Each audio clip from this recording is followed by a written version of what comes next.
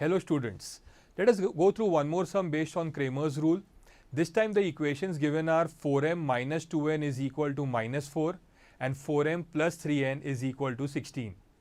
Let's start with the first equation, which is 4m minus 2n is equal to minus 4.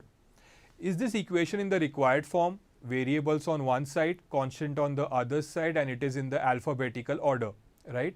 And because the equation is in the required form, let this be equation number 1.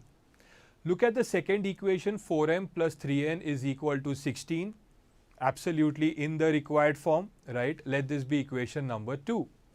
Once we get the equations in the required form, we write it one below the other. Now it's time for us to form and find the value of three determinants.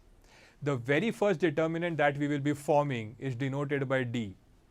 D, there will be two columns. In the first column, you will write the coefficients of m, that's 4 and 4. In the second column, we will write the coefficients of n, that's minus 2 and 3. Now let's cross multiply and find the value of D. So what we get 4 into 3 in the first bracket.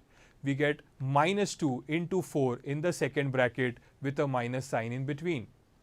4 3s are 12 minus 2 4s are minus 2 4s are minus 8. So it's 12 minus of minus 8, which is 12 plus 8, which is equal to 20.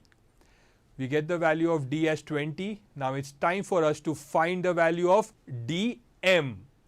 The variables are m. Right. So let's find dm.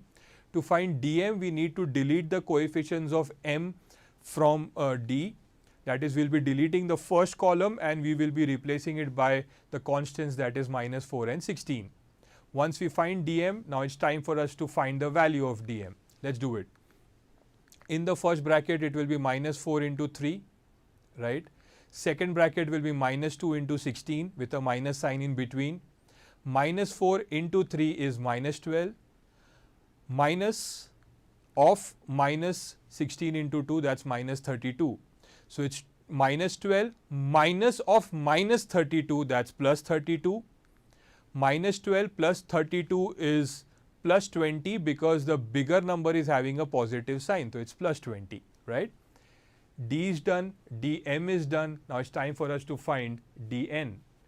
Dn, we need to delete the coefficients of n, that is, we need to delete the second column and replace it by the constants. Let's do it. Let's cross multiply and find the value of dn. What we get in the first bracket is 4 into 16. Second bracket, minus 4 into 4 with a minus sign in between. 16 4s are 64, then a minus sign, and minus 4 into 4 is minus 16.